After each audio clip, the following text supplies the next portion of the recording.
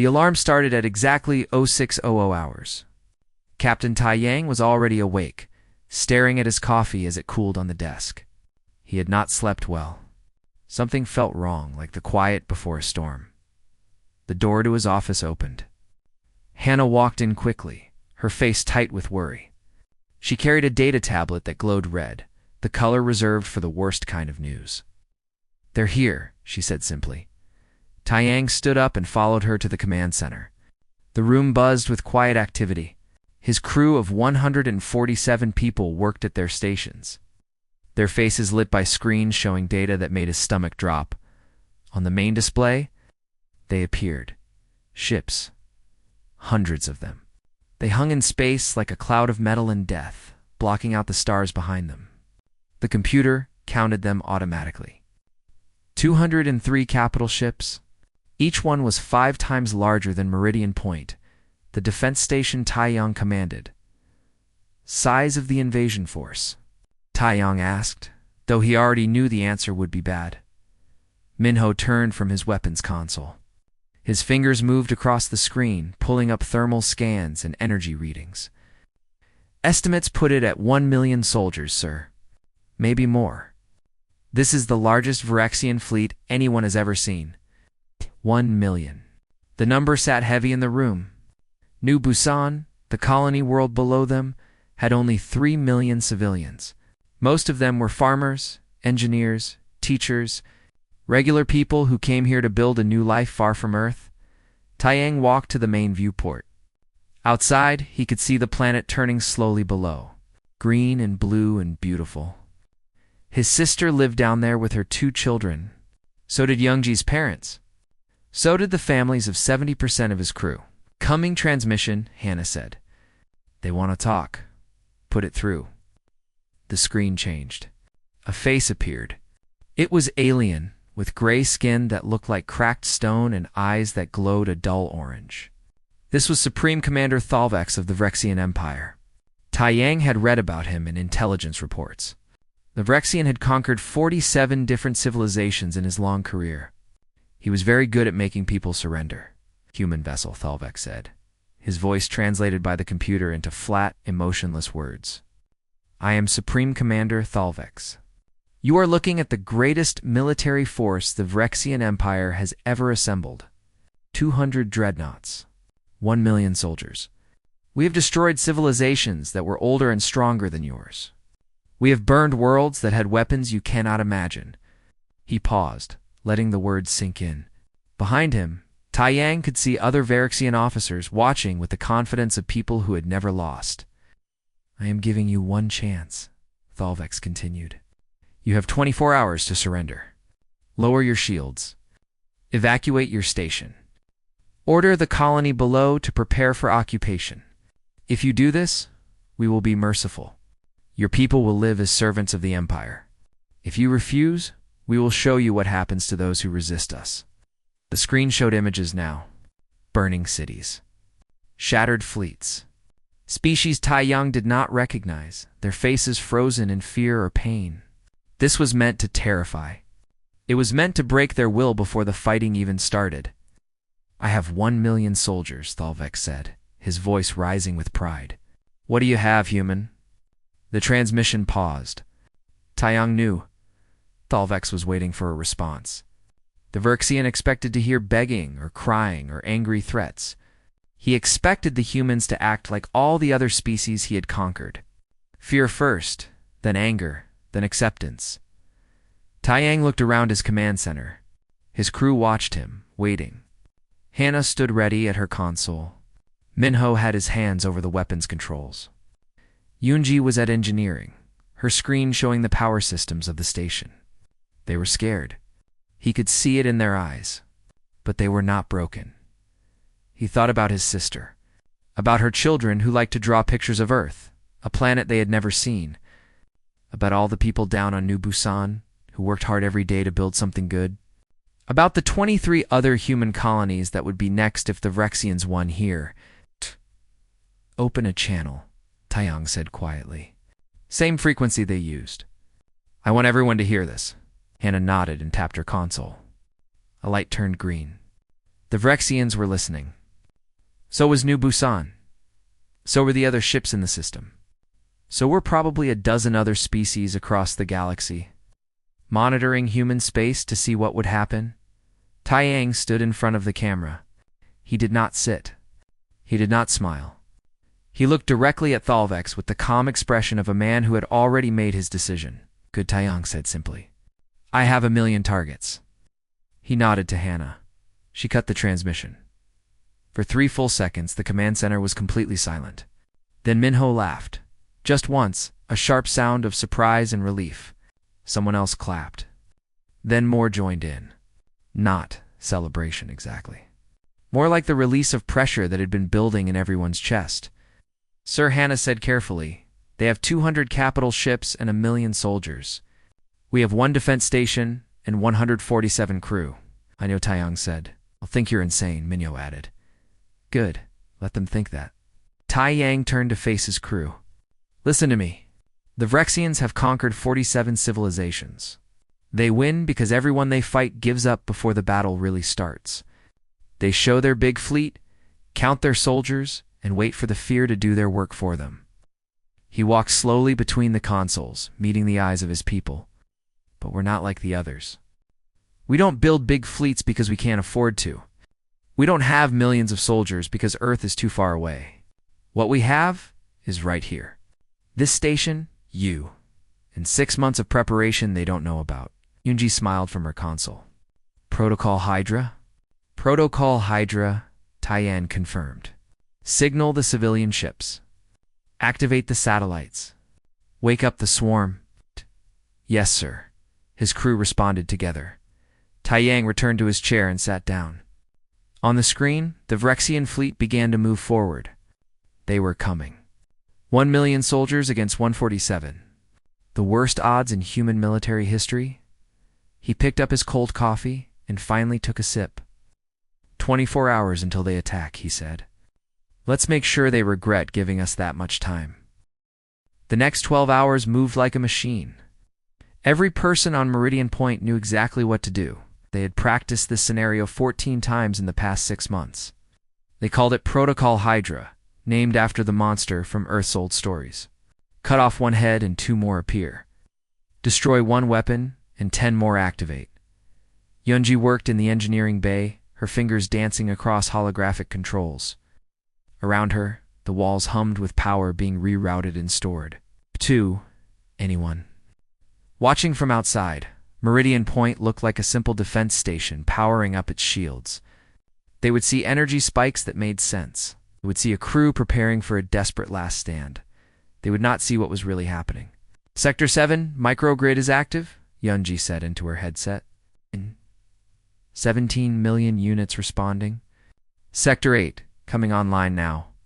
In the command center, Hannah watched the data flow across her screens. Each number represented something the Vrexians could not detect. She had been planning this for months, ever since intelligence reported that the Vrexian Empire was looking at human space. Civilian vessels are moving into position, she reported.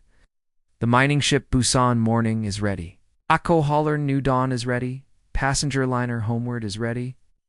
All crews confirm they understand the plan. Taiyang nodded, stood at the main viewport again, watching those civilian ships drift slowly through space. To the Vrexians, they would look like scared merchants trying to run away. That was exactly the point. The Busan Morning was a mining ship, old and ugly. With a hull covered in scorch marks from years of cutting apart asteroids, her captain was a woman named Kyung Mi, who had served in the Earth Defense Navy before retiring to the colonies. Her crew of 38 were all veterans too. People who wanted a quiet life but kept their skills sharp just in case. The ship's main tool was an industrial laser, powerful enough to slice through solid rock. The Vrexians would scan it and see a mining tool. They would not realize that a laser strong enough to cut asteroids could also cut through warship armor at close range. New Dawn was a cargo hauler, massive and slow, built to carry shipping containers between colonies. Her captain Dong-Woo had loaded those containers 6 months ago with special cargo. Each container held autonomous missiles, small and smart, designed to overwhelm enemy point defense systems. The Vrexians would see a cargo ship. They would not see a missile platform carrying enough firepower to cripple a dozen capital ships. Homeward was a passenger liner, beautiful and bright, built to carry families between Earth and the colonies in comfort. Her captain, Jisoo, had converted the passenger decks into drone control centers. 300 civilian volunteers sat at consoles, each one ready to pilot swarms of attack drones. The Vrexians would see a civilian ship fleeing. They would not see a drone carrier. This was humanity's secret. Every ship had two purposes. Every citizen had two roles. In peacetime, they were miners and traders and transporters. In war, they were soldiers. The Vrexians built separate fleets for separate purposes. Humans could not afford that luxury, so they built smarter instead. What's our special grid? Taeyang asked. Minho pulled up a holographic display. It showed New Busan below them, the planet slowly rotating. Around it, hundreds of satellites orbited in standard patterns. They looked like communication satellites, weather monitors, navigation beacons, standard colonial infrastructure. All 340 satellites are armed and ready, Minho said. Each one has railgun accelerators and energy weapons. The Vrexians scanned them yesterday. Their scans showed exactly what we wanted them to see. Hannah smiled slightly. They think we're primitives who still use physical satellites for communication. They don't know we use quantum networks. So all those satellites, Taeyang prompted. Our weapons, Minho finished, network together into one targeting system. The computer can track and engage 3,000 targets simultaneously. Taeyang walked to Yoonji's station. And the swarm? Yoonji looked up, her eyes bright with tired pride. Deployed over 6 months ago. 17 million microdrones distributed throughout this sector. Each one is smaller than a grain of rice. Each one has a shaped explosive charge. The Vrexians have scanned this region 4 times. They never saw them because the drones were inactive and cold, just floating in space like dust. And now they're awake and waiting for your order. Yoonji showed him a simulation. Millions of tiny dots spread throughout the space around them, each one drifting slowly on random trajectories. When you give the word, they'll converge on the Vrexian fleet. Each drone targets a specific weak point. Life support nodes, weapon capacitors, engine coolant lines, shield generators, command deck viewports.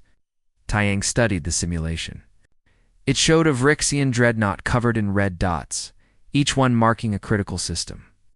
Then the dots moved, swarming over the ship like insects. When they cleared, the ship was dark and venting atmosphere. Time to full drone deployment. Seconds from your order to full coverage of their fleet, and they won't see it coming. Sir, each drone is smaller than their sensors can detect. They'll see some debris movement, but nothing that looks like a threat. By the time they realize what's happening, 60% of their fleet will be crippled. Hannah spoke up from her station. Captain, I'm monitoring Vrexian communications. They're confident. Their chatter is relaxed. They think this will be easy. What are they saying? Taeyang asked. Betting on how long we'll last. Some think we'll surrender before they have to fire a shot. Others think we'll try to fight and be destroyed in under an hour. She paused. None of them think we have a chance. Taeyang thought about that. Vrexians had been conquering for 10,000 years. Every species they met either surrendered or died. They had seen it so many times that they stopped imagining other possibilities.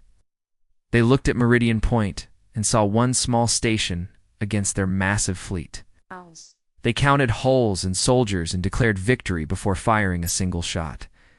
They had forgotten how to fight someone who thought differently. They're moving again, Minho reported, advancing at 0.05 light speed. They'll be in weapons range in 18 hours.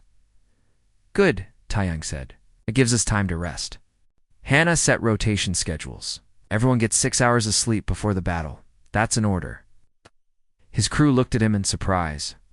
Sir, Yoonji said carefully, we could use this time to run more checks. Refine the targeting solutions. Adjust. The we've prepared for 6 months, Taeyang interrupted gently. The systems are ready. The plans are made. What we need now is to be sharp when the fighting starts. Tired people make mistakes. So sleep, eat, call your families. Then we'll show these Vrexians what humans are made of. He turned to leave the command center, then paused at the door. One more thing? I know you're scared. I'm scared too. We're about to fight the most powerful military force in the galaxy with one station and some converted civilian ships. The odds are bad. The risk is real. Some of us might not survive this. The room was quiet. His crew watched him. But here's what the Vrexians don't understand. They fight to conquer. We fight to protect. They fight because their empire tells them to. We fight because people we love are down on that planet. They have 1 million soldiers who follow orders. We have 147 people who know exactly why we're here. Taiyang met each person's eyes as he spoke. They're counting on us to be afraid. They're counting on us to act like every other species they've conquered. But we're not going to do that. We're going to be calm. We're going to be smart. We're going to teach them that humans don't surrender. Minho grinned. 1 million targets, sir. 1 million targets, Taiyan confirmed. Now go rest. Tomorrow we make history. 18 hours passed. Taiyang slept for 5 hours, ate breakfast with his crew, and called his sister on New Busan. She asked if they would be okay. He told her yes, and almost believed it himself. Then he returned to the command center and waited. The Vrexian fleet crossed into weapons. Range at exactly 0800 hours. 203 capital ships arranged in a formation that had conquered 47 civilizations. They moved forward slowly, confidently, like a predator that knew its prey could not escape. Taiyang sat in his command chair, watching the main display. His crew was at their stations, rested and ready. The command center was quiet, except for the soft sounds of equipment and breathing. They're deploying soldiers to combat stations, Hannah reported. Reading 1 million thermal signatures across the fleet. They're preparing for orbital bombardment followed by ground invasion. Civilian ships? Taiyang asked. In position. Busan morning is drifting near Sector 4. New dawn is Sector 7. Homeward is Sector 2. All crews ready? Satellite grid? Armed and tracking, Minho said. 340 satellites locked on target. We have firing solutions on all capital ships. Microdrone swarm. Active and waiting, Youngji confirmed. 17 million units in position. The Vrexians still don't see them. Taiyang took a slow breath. This was it. Everything they had planned for 6 months came down to the next few minutes. He thought about all those Vrexian soldiers on those ships. Young men and women following orders, confident in their empire's strength. In a few minutes, many of them would be dead. War was terrible, but letting the Vrexians conquer New Busan would be worse. Incoming transmission, Hannah said. Thalvex appeared on the screen again. He looked pleased, like someone about to win an easy game. Human captain, the Vrexian said. Your 24 hours are over. I see you have not evacuated your station. I see your shields are still active. This is foolish. Lower your defenses now, and I will still show mercy.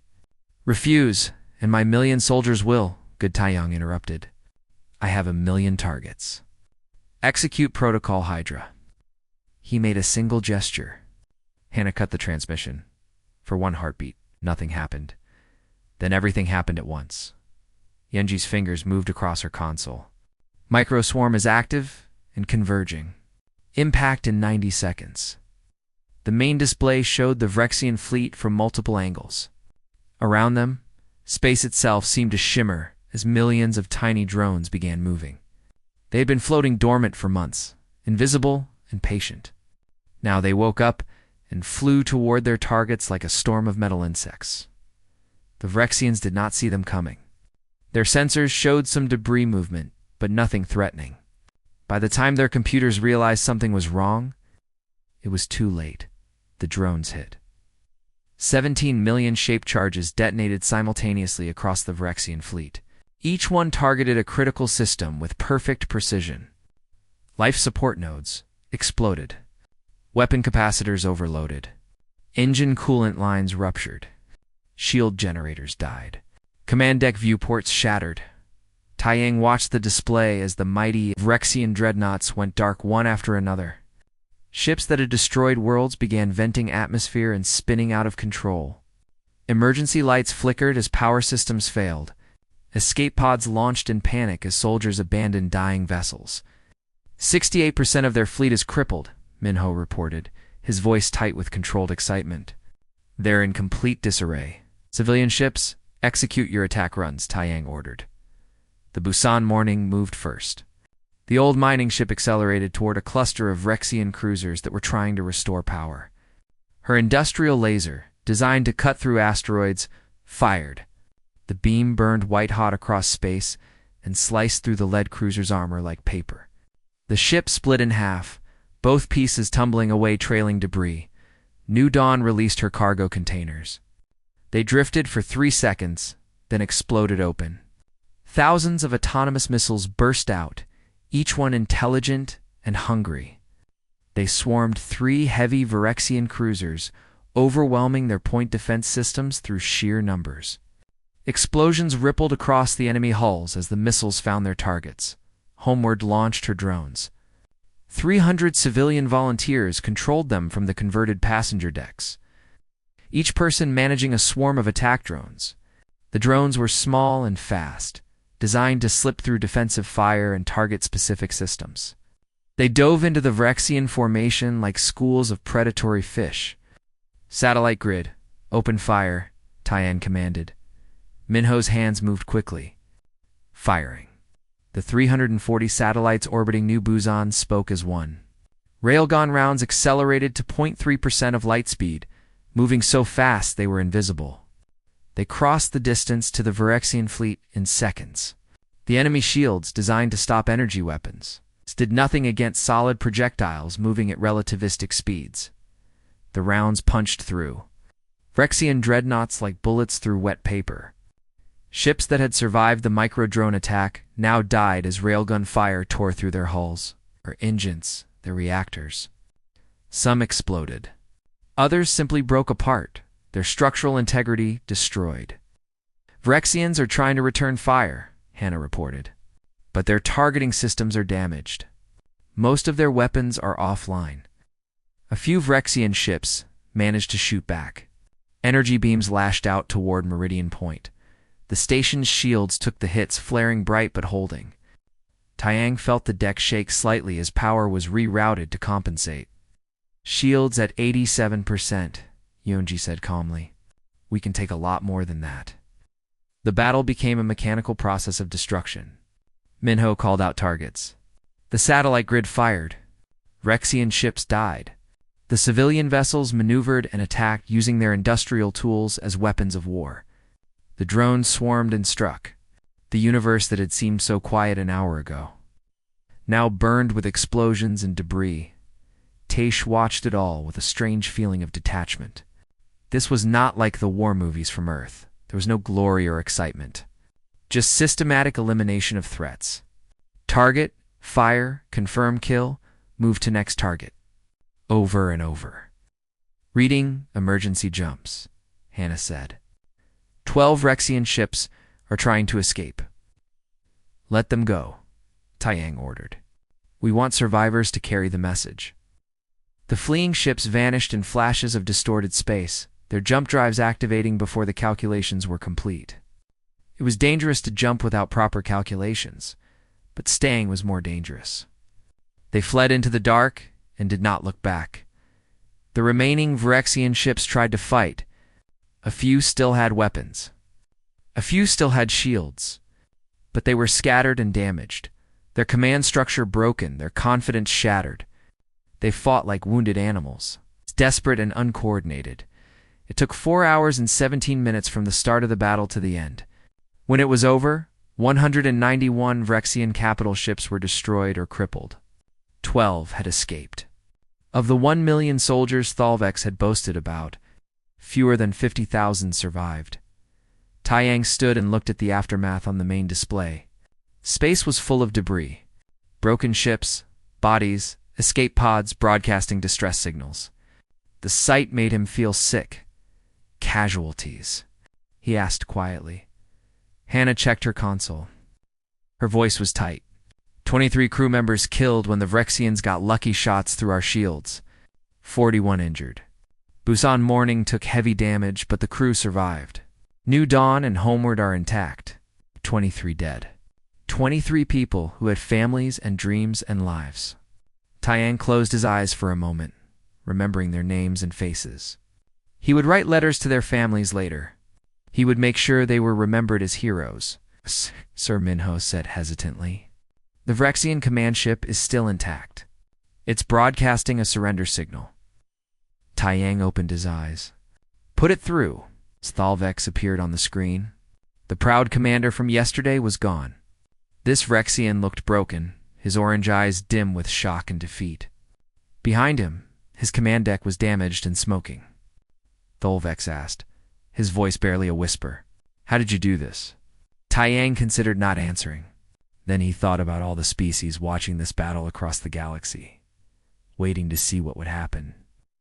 You counted your soldiers and thought numbers meant victory, Taiyang said. We counted targets and prepared accordingly. You brought 1,000,000 soldiers to intimidate us. We saw 1,000,000 vulnerabilities to exploit. He paused, then continued. We fight to conquer. We fight to survive. These will never be the same thing. The silence after battle was strange. Taiyang had expected to feel relief or joy or triumph. Instead, he felt tired and sad. Around him, his crew worked quietly, securing the station and checking systems. Nobody celebrated. They had one, but it felt heavy, like lifting something too large. Medical teams are deploying to collect survivors, Hannah reported. We're detecting 43,000 Vrexian life signs across the wreckage. Most are in escape pods or damaged ship sections. Taiyang nodded. Have our teams provide medical assistance. Anyone who needs help gets it, enemy or not. Minho looked up from his console. Sir, some of the crew are asking why we should help them. After what they came here to do? 'Cause we're not like them, Taiyang said simply. We fought because we had to. We killed because we had no choice. But we don't let people die when we can save them. That's the difference between us and the Vrexians. He stood and walked to the viewport. Outside, recovery shuttles moved through the debris field, pulling Vrexian survivors from their dying ships. It was the right thing to do. It was also a message. Humans could be deadly when threatened, but they were not cruel. The Vrexian command ship is requesting permission to dock, Hannah said. Thalvex wants to speak with you in person. Grant permission. Have security meet them at docking bay 3. Full protocol, but no weapons pointed at them unless they make a threat. 30 minutes later, Taiyang stood in the conference room with Hannah and Minho beside him. The door opened, and 3 Vrexians entered, escorted by human guards. They were tall, their gray skin marked with scars from the battle. They wore damaged armor that still smoked in places. Thalvex was in the middle. The proud general from before looked smaller now. His shoulders bent like he carried a great weight. His orange eyes were dull and haunted. Captain Taiyang, Thalvex said. His voice was rough through the translator. I have come to surrender formally and request medical aid for my surviving soldiers. The aid is already being provided, Taiyang said. Please, sit. They sat at the conference table. For a moment, nobody spoke. Then Thalvex broke the silence. I have been a soldier for 60% of your years. I have conquered 47 civilizations. I have never lost a battle until today. I need to understand how this happened. Taiyang considered his words carefully. This conversation would be recorded. It would be shared across the galaxy. What he said now mattered. You lost because you fought the way you always fight. You came with overwhelming force. You expected us to see your numbers and surrender. That works against civilizations that think like you do. But not against humans. We're not a big civilization. We don't have hundreds of worlds or billions of soldiers. What we have is the knowledge that nobody will save us if we don't save ourselves. So we prepare differently. We think differently. Hannah activated a holographic display showing the battle from start to finish. The civilian ships, the satellite grid, all the pieces working together. You saw one small defense station, she explained. You thought it would be easy, but we spent 6 months preparing this sector. We turned every asset into a weapon. We trained every civilian to fight. We built systems you didn't know to look for. The drones, Thalvex said quietly. 17 million of them. How did we not detect them? Because they were smaller than your sensors could see and colder than your thermal scans could detect. Yanji's voice came through the speaker. She was still in engineering, but had joined the meeting remotely. You scanned this sector 4 times and saw nothing because there was nothing active to see. We've been deploying them slowly for months, letting them drift like debris. Minho brought up tactical data. Your shields were designed to stop energy weapons. Our railguns use kinetic force. Your armor could handle explosions from outside. Our shaped charges attacked critical systems from multiple angles simultaneously. Your fleet was organized for maximum intimidation. Our forces were distributed for maximum efficiency. Thalvex listened to all of this, his expression growing darker. Finally he spoke. Exploited every weakness. You anticipated our tactics. You prepared for months while we thought ourselves invincible. He paused. You fought like you knew exactly how we would attack. We studied you, Taiyang confirmed. Your empire has been conquering for 10,000 years. You have consistent patterns. You always bring overwhelming force. You always give a surrender deadline. You always deploy in the same formation. You rely on fear and numbers and humans. We rely on preparation and adaptation. Every human colony has a defense plan. Every civilian knows how to fight if needed. We don't have the luxury of massive fleets, so we build smart systems instead. We can't afford to lose, so we don't accept fights on enemy terms. Thalvex was quiet for a long time. Then he asked the question that seemed to hurt him most. Why did you provide medical aid to my soldiers? We came to conquer you. We would have killed your people or enslaved them. Yet you save us? Taiyang met the Vrexian's eyes directly, because treating prisoners with dignity is not weakness. Because showing mercy is not the same as being weak. We destroyed your fleet to protect our people. We save your soldiers because they're no longer a threat. That's the difference between fighting to defend and fighting to conquer. You could have killed us all. Yes, but then we would become what we fought against. We would be conquerors who kill defeated enemies. That's not who humans want to be. Thalvex looked down at his hands. They were shaking slightly. My empire will not accept this defeat easily. They will send more fleets. Bigger ones. Maybe, Taiyang said. But now they know we can defend ourselves. Now they know humans are not easy prey. And most importantly, now every other species they've conquered or threatened will know it too. He stood and walked to the viewport, gesturing for Thalvex to join him. The Vrexian commander stood slowly and walked over. Together they looked out at the debris field, the rescue operations, the planet turning peacefully below. I'm going to let you and your surviving soldiers go, Taiyang said.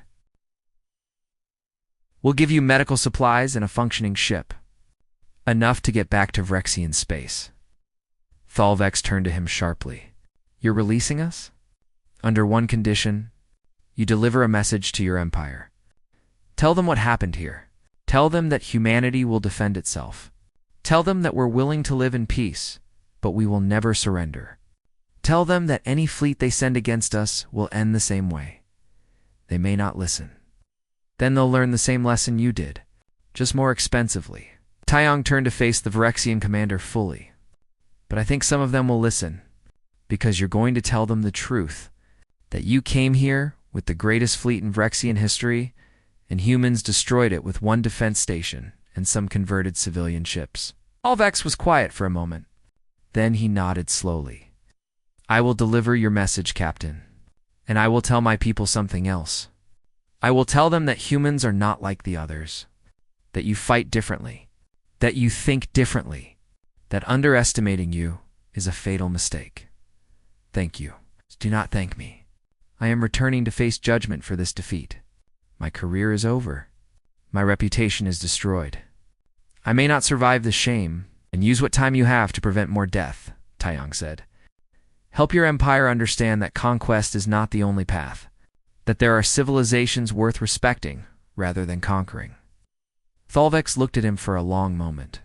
Then, slowly, He made a gesture that Hannah's translator identified as a Vexian sign of respect. If my empire had more leaders like you, Captain, perhaps we would not need to conquer to feel strong. If your empire had more leaders who thought that way, maybe you wouldn't need to conquer at all. The Vexian commander left with his officers. Taiyang watched them go, then returned to the viewport. Hannah joined him. Do you think they'll really leave us alone? She asked. For a while, maybe permanently, or maybe they'll come back angrier and stronger. And if they do, Taiyang smiled slightly. Then we'll be ready.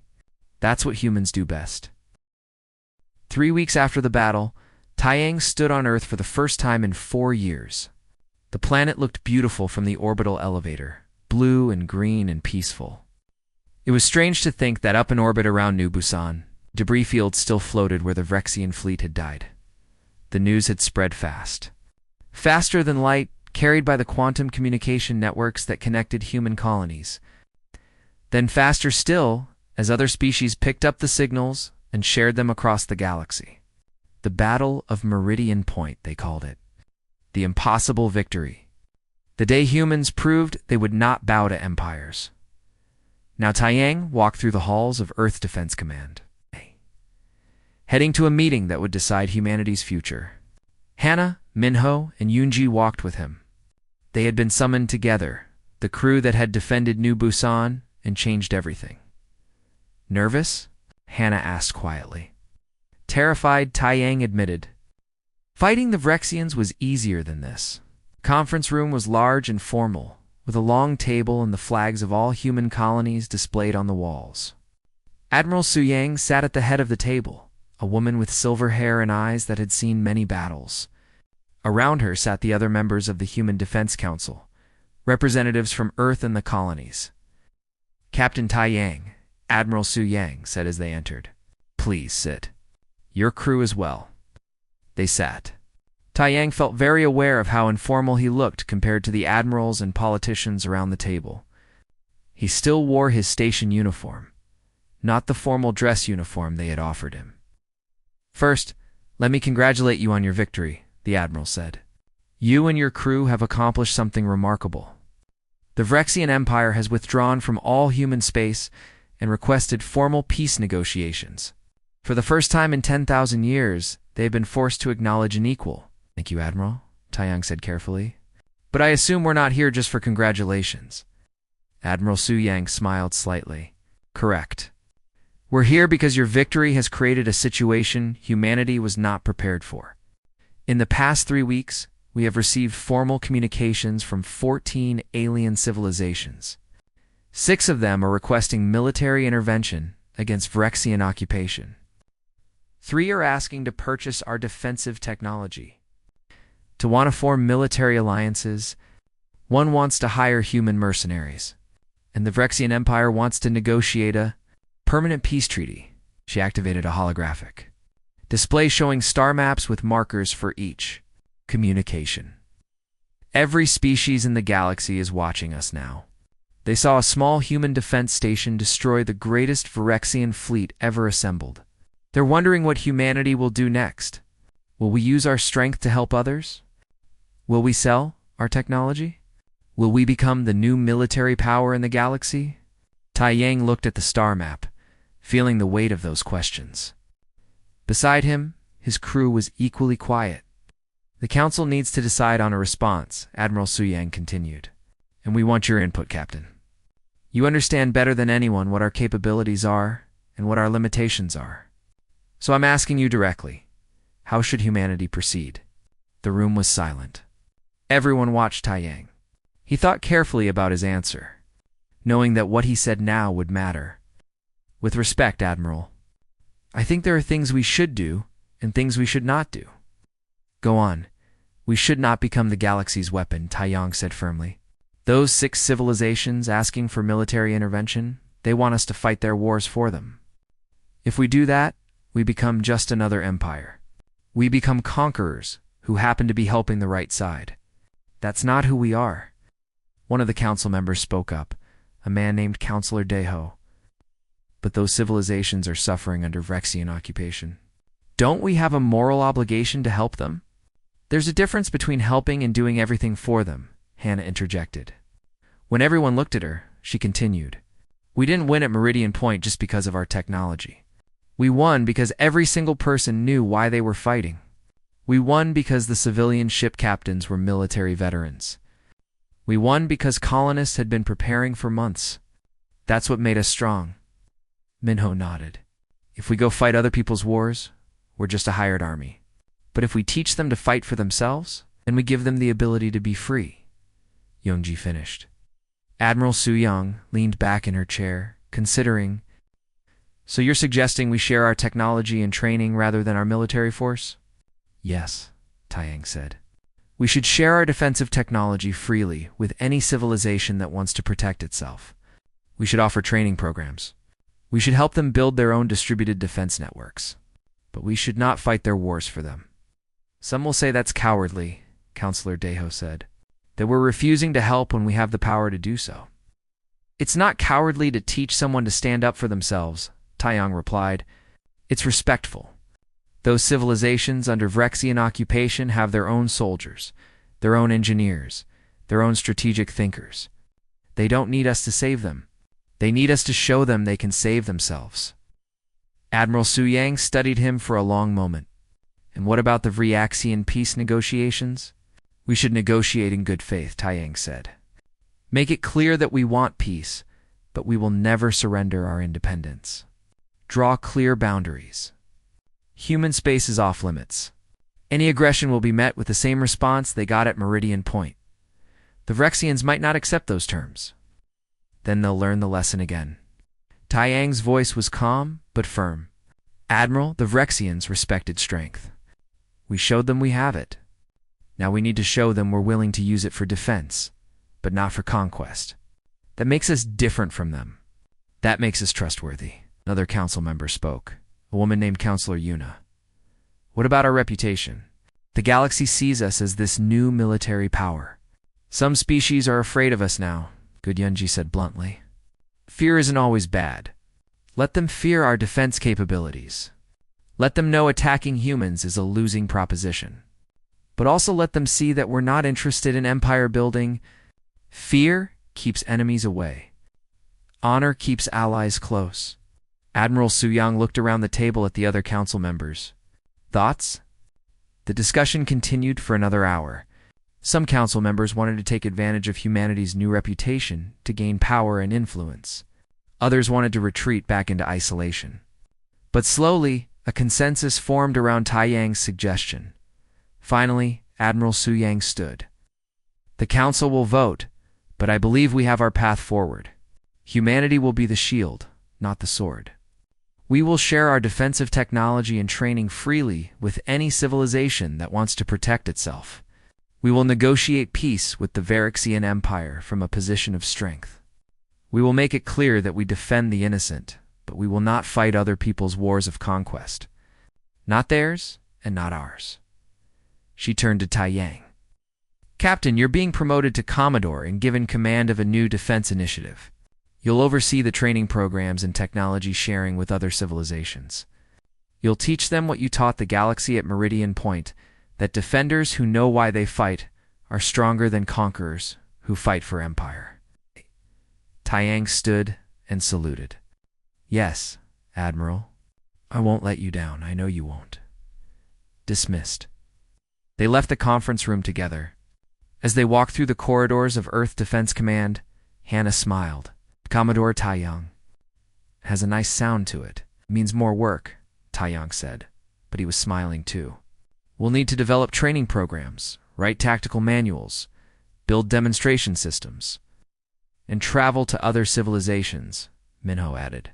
"See parts of the galaxy we've never seen." Yunji looked thoughtful. "You know what this means, right? We're going to change the galaxy. Not through conquest, but through teaching. Every civilization we train becomes stronger. Every defense network we help build makes the Vrexians and other empires think twice." They reached the elevator that would take them back to the orbital station. Before they entered, Taiyang looked back at the conference room, then out at Earth through the massive windows. 3 weeks ago, we were just trying to protect one colony, he said quietly. Now we're trying to change how the whole galaxy thinks about war and peace. Scared? Hannah asked, echoing her question from before the battle. Terrified, Taiyang admitted again, but also hopeful. Maybe we can build something better. A galaxy where civilizations defend themselves instead of conquering others. Where strength is measured by what you protect, not what you take. Think it'll work? Minho asked. I don't know, Taiyang said honestly, but it's worth trying. They entered the elevator and began the journey back to orbit. Behind them, Earth continued turning, peaceful and beautiful. Above them, the stars waited, full of civilizations that were starting to hope again. The galaxy had learned that humans would not surrender. Now humanity would teach them something more important, that they did not have to surrender either. 6 months later, the first joint training exercise was held near Meridian Point. 3 alien species sent their military personnel to learn human defensive tactics. Taiyang watched as his instructors, including Hannah, Minho, and Yunji, taught them about distributed networks, civilian integration, and adaptive thinking. A young officer from the Talver Union approached him after the first session.